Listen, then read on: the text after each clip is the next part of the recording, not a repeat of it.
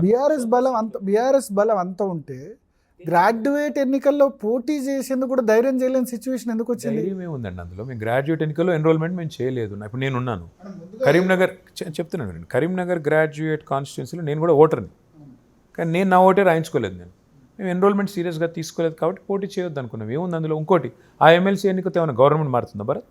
But మీరు ఇప్పుడు భయపడి పోటీ చేయలేదు అనుకో. ఎవరికి భయపడి? మీరు గెలవమని భయపడి కాదు. గెలుపోవటంలో మేము ఎదుర్కొన్న సార్లు ఎవరు ఎదుర్కొన్నారు భరత్ ఈ రాష్ట్రంలో? నువ్వే చెప్పావు కదా, 37, 17. అల్టిమేట్గా నేనేమంటానంటే మీరు అర్థం చేసుకోవాల్సింది, కానీ బీజేపీ 2 సీట్లు గెలిచింది. ఇవాళ మీకు నార్త్ తెలంగాణలో బీజేపీ, కాంగ్రెస్ తర్వాత బీజేపీ అన్నట్టు వచ్చింది. బీఆర్ఎస్ పోటీ చేసిందే ఇద్దరు కదా, కాంగ్రెస్ తర్వాత బీజేపీ కాబట్టి ఎవరు వస్తారా? నాకు అర్థం కాదు.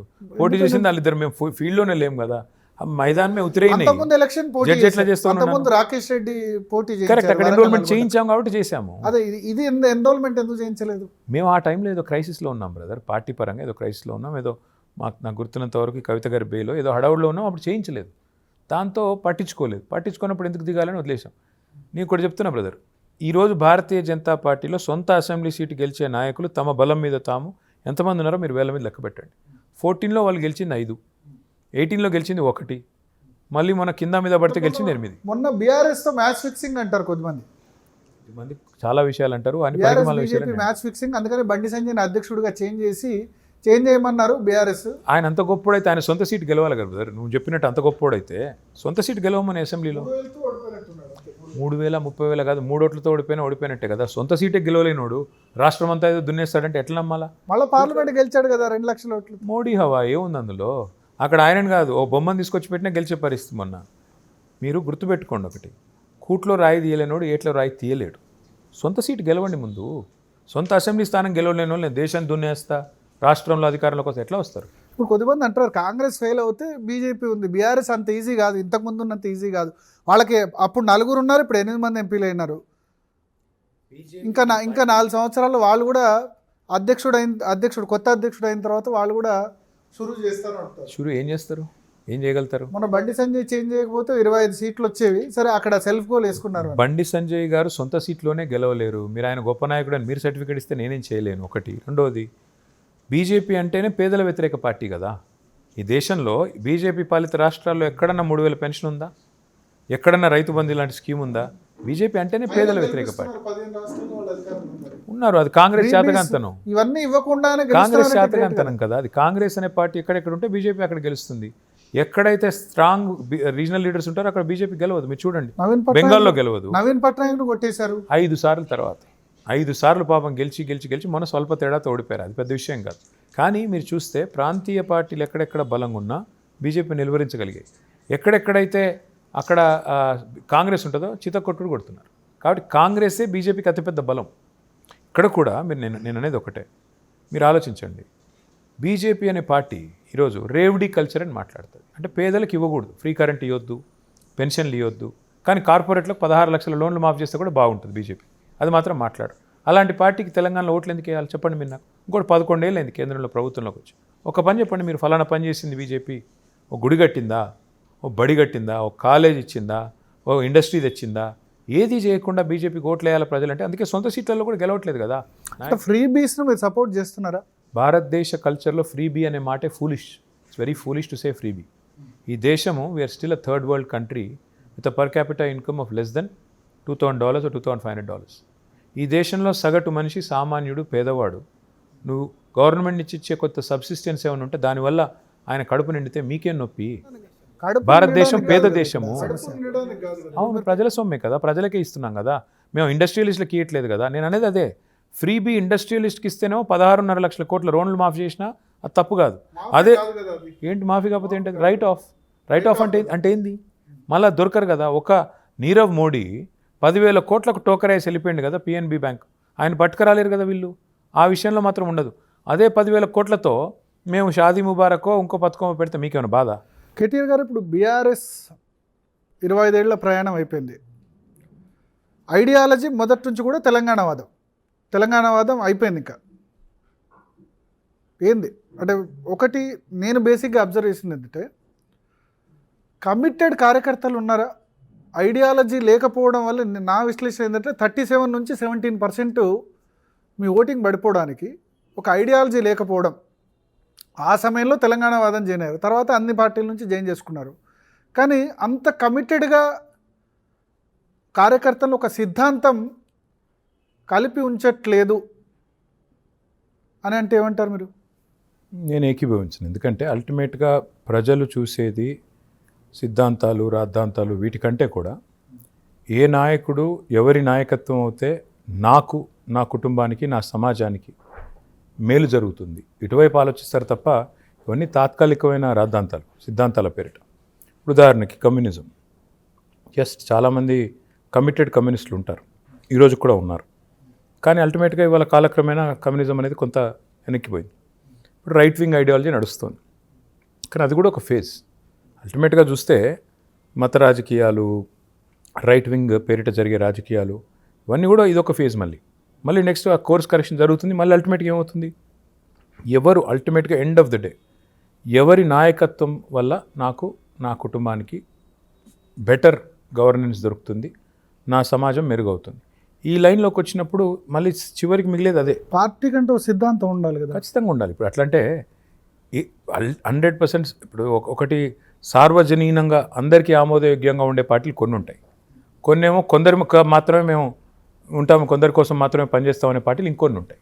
మేము తెలంగాణ సమాజం సార్వజనీనంగా అందరినీ కలుపుకొని కులాలకు, మతాలకు అతీతంగా అభివృద్ధి, సంక్షేమమే ఒక సమ్మిళితమైన ఎజెండాగా ముందుకు పోతా ఉన్నాం. ఆ క్రమంలో తెలంగాణ రాష్ట్రము సాధించాము. సాధించిన రాష్ట్రంలో కూడా ఈరోజు మా ఎజెండా ఒకటే. మాకు అల్టిమేట్గా తెలంగాణ ప్రజల మంచి, వాళ్ళ బాగోగులు, వాళ్ళ ప్రయోజనాలు, ఇది తప్ప మాకు వేరే ఎజెండా లేదు. మీ కార్యకర్తలకు సెకండ్ టర్మ్లో కొంచెం నేను పర్సనల్గా ఫీల్ అయ్యి చెప్తాను. ఉద్యమ Telangana batch, UT batch, BT batch, బంగారు తెలంగాణ బ్యాచ్.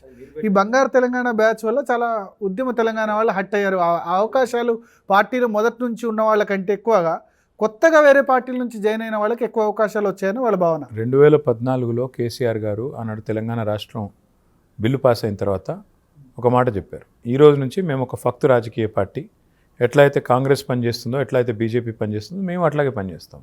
ఆ క్రమంలో కొన్ని నిర్ణయాలు తీసుకున్నాం. అది కొన్ని రుచించవచ్చు, కొన్ని రుచించకపోవచ్చు, దానికి కొన్ని మీడియా ముద్దు పేర్లు కూడా పెట్టవచ్చు. కానీ వాస్తవం ఏంటి అంటే 2 టర్మ్లు అద్భుతంగా గెలిచి వచ్చాం. 3వ టర్మ్లో కూడా మా ఓటమి ఏదో అసాధారణమైన ఓటమి ఏది కాదు. మొన్న మోడీ గారికి 240 వస్తే మాకు 39 వచ్చినాయి. కాబట్టి అదేదో అసాధారణమైన ఓటమి కింద నేను చూడడం లేదు, ఏదో పెద్ద అసాధారణమైన సందర్భంగా కూడా నేను చూడడం లేదు. ఇక్కడ నేను చెప్తాను, మీరు 2% ఓటింగ్ అని మీరు చెప్తారు, 37-39 అంటారు. 37% కూడా 240 సీట్సే వచ్చినాయి, 272 మ్యాజిక్ నెంబర్ రాలా. మాకు కూడా 39 కడ అయిపోయినాం, 60 రాలా. 37 మీకు వచ్చింది, 39 కాంగ్రెస్కి వచ్చింది స్టేట్ అసెంబ్లీలో. కానీ రూరల్ తెలంగాణ చూస్తే బిలో 30 ఉన్నారు మీరు. ఇక్కడ చెప్తారు అర్బన్ తెలంగాణ 43% హైదరాబాద్లో. కేటీఆర్ గెలిచాడు, కేసీఆర్ ఓడిపోయాడు అంటే ఏం చెప్తారు? నాన్సెన్స్, అది నాన్సెన్స్. అల్టిమేట్గా మీరు నిజంగా కూడా as a political science student and as a student of journalism నిజంగా మొన్న తెలంగాణ ఎలక్షన్ చాలా విశ్లేషించాలి జాగ్రత్తగా. నా విశ్లేషణ ఏంటి అంటే, సార్ ఎస్ మేము కూడా పార్టీగా కొన్ని లోటుపాట్లు, కొన్ని తప్పులు, పొరపాట్లు ఉండొచ్చు కాక వాటిని సరిదిద్దుకోవాలి, అందులో డౌట్ లేదు. కానీ నేను గమనించింది, నేను అర్థం చేసుకుంది, తెలంగాణను 3 ముక్కలుగా, మీరు ఆ రోజు ఎలక్షన్ జరిగిన రిజల్ట్స్ చూస్తే 3 ముక్కలుగా దాదాపుగా డివైడ్ అయింది. ఓఆర్ఆర్ లోపల మొత్తం మేము అద్భుతంగా గెలిచాం. ఓఆర్ఆర్ బయట దక్షిణ తెలంగాణలో కాంగ్రెస్ గెలిచింది. మళ్ళీ అదే నార్త్ తెలంగాణకు పోతే ఆదిలాబాదు, నిజామాబాద్ పోతే అక్కడ బీజేపీకి కూడా ఒక 7 సీట్లు వచ్చినాయి. అంటే ఇది ఎట్లా అర్థం చేసుకోవాలి అని జాగ్రత్తగా ఆలోచిస్తే కొన్ని ఇంపార్టెంట్ ఇవి కనబడతా ఉన్నాయి ట్రెండ్స్. మీరు దక్షిణ తెలంగాణలో ఆర్ రూరల్ తెలంగాణలో ఇప్పుడు ఎట్లుంటుందంటే, ఒక ఊళ్ళే ఒకరికి ఒక పథకం వచ్చింది అనుకోండి, మిగతా వాళ్ళకి రాలేదనుకోండి, దానివల్ల వచ్చే అసూయ, దానివల్ల వచ్చే జెలసీ, అది డెఫినెట్గా it plays a big role. అట్లాగే రైతు బంధు ఆ ఊళ్ళో ఉండే ఒక 10 ఎకరాల ఆసామికి వచ్చింది అనుకోండి, ఈయనకి ఎందుకు ఇస్తున్నారు అనే చర్చ సర్వే. నాకు రైతు బంధు కంటే నాకు దళిత బంధు, బీసీ బంధు ఎక్కువ ఇంపాక్ట్ కనిపిస్తుంది. అదే ఒక పథకం, కొన్ని పథకాలు ఎట్లుంటాయంటే, కానీ భరత్ నీకు ఒక మాట చెప్తున్నా, సాచురేషన్లో ఇవ్వకపోవడం వల్ల దళిత బంధు, బీసీ ఆ సాచురేషన్లో ఇవ్వడం సాధ్యం కాదు ఏ ప్రభుత్వానికి కూడా దళిత బంధు. అన్న కాకపోతే మీరు గుర్తుపెట్టుకోవాల్సింది అంటే, రైతు బంధు పెట్టాలన్నా, దళిత బంధు లాంటి పథకం పెట్టాలన్నా కేసీఆర్ లాంటి కలేజా ఉన్న నాయకుడి వల్ల అవుతుంది తప్ప ఈ రిబ్బన్ కటింగ్లు, కొబ్బరికాయలు కొట్టే బ్యాచ్ వల్ల కాదు. ఇలాంటి పథకాలు పెట్టాలంటే కూడా విప్లవాత్మకమైన ఆలోచనలు రావాలి. దళిత బంధు అనే దానికి ప్రేరణ ఈరోజు కాదు, దళిత చైతన్య జ్యోతి అని కేసీఆర్ గారు సిద్దిపేటలో ఆనాడు 1989లో పెట్టిన పథకం అది. అట్లాంటి కొన్ని పథకాలు అంటే ఆయన ఆలోచన. నెగటివ్ అయింది కదా మీకు. రాజకీయాల్లో కొన్నిసార్లు గెలుస్తాం ఓడతాం. 95 మందికి ఇవ్వలేదు, వాళ్ళంతా మీరు నెగటివ్. అది మర్చిపోండి. నేను అడుగుతా, రాజకీయాల్లో కొన్నిసార్లు నెగ్గుతాం, కొన్నిసార్లు ఓడతాం. అయితే నేను అనేది ఏమంటే దానివల్ల కొన్ని వేల మంది జీవితాలు ఇవాళ బాగుపడ్డమాట వాస్తవం కాదా? ఇవాళ మా కాన్స్టిట్యున్సీకి రండి, మీరు కావాలంటే చూపెడతా. పౌల్ట్రీ ఫామ్లు, రైస్ మిల్లులు, పెట్రోల్ బంకులు దళిత బంధు ద్వారా పెట్టినవి, ఇవన్నీ కూడా కనబడతలేవా? ఒకటే కుటుంబానికి 10 లక్షలు ఇచ్చే బదులు దాని సాచురేషన్ పాయింట్ ఆఫ్ వ్యూలో చేయొచ్చు కదా. అది సగటు రాజకీయ నాయకుడు ఆలోచించే పద్ధతి. నాకంటే మా పార్టీలో తెలివైన వాళ్ళు, అనుభవం ఉన్నవాళ్ళు, బుర్రున్న వాళ్ళు, మోస్ట్ ఇంపార్టెంట్లీ కమిట్మెంట్ ఉన్నవాళ్ళు ఇంకా చాలామంది ఉన్నారు. కాబట్టి నేనేదో ఇదేదో ఆస్తికి వారసుడిలాగా కేసీఆర్ గారి తర్వాత నాకు రావాలనుకుంటే నేను పిచ్చోని. అల్టిమేట్గా నాయకుడు అనేవాడు ప్రజల్లోంచి రావాలి. నాయకుడు అనేవాడు అల్టిమేట్గా నిజంగానే ప్రజల ఆమోదంతో ఉంటే అవుతారు. నాకు ఆ పిచ్చి భ్రమలేం లేవు. కేసీఆర్ గారి తర్వాత నేనే ఉంటాను, అటువంటి పిచ్చి భ్రమలు ఆనాడు లేవు, ఈనాడు లేవు, ఏనాడు లేవు. కవిత గారు చేసే యాక్టివిటీస్కి పార్టీ యాక్సెప్టెన్స్ ఉందా? ఇప్పుడు అంటే పూలే కవిత విగ్రహం గారు పెట్టమని కవిత గారు బీసీ సంఘాలు చేస్తున్నారు, అది పార్టీ ప్రోగ్రామ్స్ లాగా చేస్తున్నట్టు అనిపించట్లే. అంటే జాగృతి అనే సంస్థ కవిత ఇప్పుడు కాదు, అప్పుడే ఉద్యమంలోనే పెట్టింది. ఆ సంస్థ ద్వారా కొన్ని ఇతర కార్యక్రమాలు కూడా వారు తీసుకుంటుంటారు. అది పార్టీ కాకుండా నాన్ పార్టీ పరంగా తను న్యూట్రల్గా చేస్తూ ఉంటుంది. కాబట్టి దానిలో మనం ఆపేది కానీ దానిలో వద్దని చెప్పేదానికి కానీ ఏం లేదు కదా. ఒక న్యూట్రల్ వేదిక నుంచి వారు చేస్తున్నారు. దానికి లైక్ మైండెడ్స్ ఉంటే వాళ్ళు కలిసి వస్తారు. కొన్ని సందర్భాల్లో పొలిటికల్ పార్టీ ఏదైనా పని చేస్తే కొంతమంది కలిసి రాని వాళ్ళు ఉంటారు, కానీ అదే న్యూట్రల్ ఆర్గనైజేషన్ చేస్తే కలిసి వచ్చే వాళ్ళు కూడా ఉంటారు. ఆ స్వేచ్ఛ వేరే వాళ్ళకి లేదు కదా బీఆర్ఎస్లో చేయొచ్చా? మీరు ఇంకా మిగతా వాళ్ళకి ఎవరైనా సంఘాలు ఉంటే చెప్పండి, వాళ్ళకు కూడా న్యూట్రల్ సంఘాలు ఉంటే మీరు చెప్పండి, నాకు తెలియదు ఎవరికి ఉంటే. సో అంటే అది యాక్సెప్టెన్స్ ఉందా కేసీఆర్ గారి యాక్సెప్టెన్స్, మీ భరత్, యాక్సెప్టెన్స్? ఇప్పుడు మీరు వృత్తిపరంగా జర్నలిస్ట్గా మీరు మీ పని చేస్తున్నారు. దీని తర్వాత మీకు ఏదో సినిమా చూడాలనిపిస్తే సినిమా చూస్తున్నారు. ఇప్పుడు వ్యక్తిగా మీకు ఆ స్వేచ్ఛ ఉందా లేదా అంటే ఉంటుంది. మీకు ఎందుకు ఉండదు? మీరు ఒక పని చేస్తున్నారు కాబట్టి ఫలానా పని చేయకూడదని ఉంటుందా? కాబట్టి నేనేమంటానంటే ఎవరన్నా తమ వ్యక్తిగత పాత్రలో, తమ ప్రైవేట్ లైఫ్లో వారికి ఉండే ఆర్గనైజేషన్ ద్వారా ఏమైనా చేసుకుంటానంటే ఏం అభ్యంతరం? ఏం పొలిటికల్ ఉంది అందులో? పూలే గారి విగ్రహం, పూలే గారు అందరికీ ఆరాధనీయుడు, పెడితే మంచిదే కదా, తప్పే ఉంది. మీరు 10 సంవత్సరాలు ఉన్నప్పుడు ఎందుకు పెట్టలేదు? డెఫినెట్గా అడుగుతారు మరి క్వశ్చన్. అది వారు ఆలోచించాలి. వారు జాగృతి వారు ఆలోచించుకొని సమాధానం చెప్పే పరిస్థితి ఉండాలి. మీరు అంటే వారు లేరు కదా. టీఆర్ఎస్ ఉంది, సరే మేము పెట్టలేదు, మేము అంబేద్కర్ గారి విగ్రహం పెట్టాం కదా, దానికి ఇంతవరకు తాళాలు కూడా తీయట్లేదు కదా. కానీ అంటే రోల్ ఒకటి ఫిక్స్ చేయాలి కదా. ఇప్పుడు 2-3 రాజకీయ వారసులు ఉన్నప్పుడు ఒకళ్ళు నేషనల్ పాలిటిక్స్, ఒకళ్ళు first of all your wrong. 2-3 ఒకే కుటుంబంలో ఉన్నప్పుడు 2-3 వదిలేయండి. ఈ పార్టీలో ప్రతి కార్యకర్త కేసీఆర్కి వారసుడే. అట్లా నేను, హరీష్ రావు గారు ఇట్లా ఏం లేదు. అల్టిమేట్గా ఈ పార్టీలో 60 లక్షల మంది సభ్యులు ఉన్నారు. 100% అందరికీ అర్హత ఉంది. తెలివితేటలు ఉన్న వాళ్ళు చాలామంది ఉన్నారు. కాబట్టి నేనే వారసుని అని డిఎంకే ఉందనుకోండి, కనిమొళి జాతీయ రాజకీయాలు చూస్తారు, వదిలేయండి.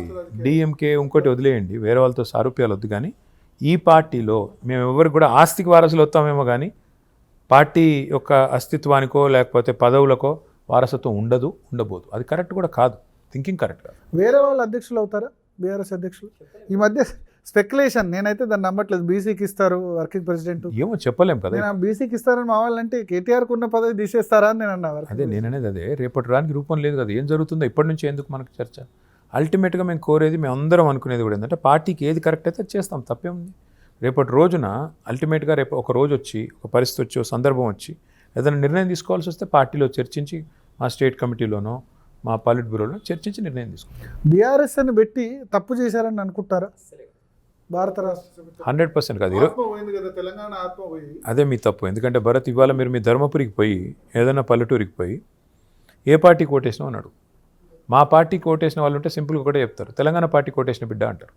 మమ్మల్ని తెలంగాణ పార్టీ అంటారు తప్ప బీఆర్ఎస్, టీఆర్ఎస్ అని మీరు మీడియా వాళ్ళు అంటారు తప్ప కింద జనసామాన్యంలో మాత్రం తెలంగాణ పార్టీ, తెలంగాణ. ఇంకొక గమ్మత్ చెప్తాం మీకు, ఎవరో కొటేషన్ ఉంటే కొంతమంది తెలంగాణకి వేసిన అంటారు.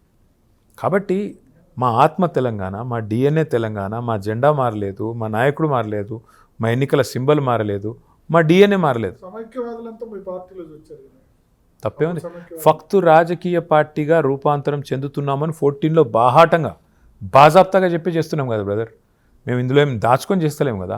రెండో పాయింట్ ఏంది, 20 మంది సర్పంచులు వచ్చి మహారాష్ట్ర నుంచి మమ్మల్ని మీ రాష్ట్రంలో కలుపుకోండి అని అడిగినప్పుడు, అట్లాగే రైతు బంధు లాంటి పథకం 11 రాష్ట్రాలు కాపీ కొట్టినప్పుడు, కృషి బంధు పేరుతో, కాలియా పేరుతో, ఆఖరికి పిఎం కిసాన్ పేరుతో ఖర్చు పెట్టి అంత కొంత సర్పంచ్ ఎలక్షన్లో కూడా కొన్ని గెలిచినట్టున్నారు, పెట్టి టైంకు మళ్ళీ దాన్ని వదిలేశారు. ఆంధ్రప్రదేశ్ కూడా అంతే. ఎందుకంటే ఇంట గెలిచి రచ్చగెలవాలి కదా. ముందు తెలంగాణ గెలిచి మేము అక్కడికి వెళ్దాం అనుకున్నాం, కానీ తెలంగాణలో ఎప్పుడైతే మాకు ఎదురు దెబ్బ తగిలిందో మేము కూడా 2 అడుగులు వెనక్కి వేసాం. డెఫినెట్గా ఉంది, ఎందుకు ఉండకూడదు. తెలంగాణ వాడి పవర్ ఒకవేళ దేశం మొత్తం చాటే సందర్భం వస్తే తప్పే ఉంది. ఇప్పుడు మోడీ గారు అత్యవసర మార్కులతో మన పాస్ అవ్వలేదు, ఫెయిల్ అయ్యారు. నిజానికి 240 సీట్లు వచ్చినాయి, ఏదో ఇతరుల మద్దతుతో నడుపుతా ఉన్నారు. ఇప్పుడు రేపటి రోజున 30 సీట్లు బీఆర్ఎస్కి వచ్చినాయి అనుకోండి, మహారాష్ట్రలో తెలంగాణలో కలిపి, తప్పేముంది, ఏమైనా జరగచ్చు కదా.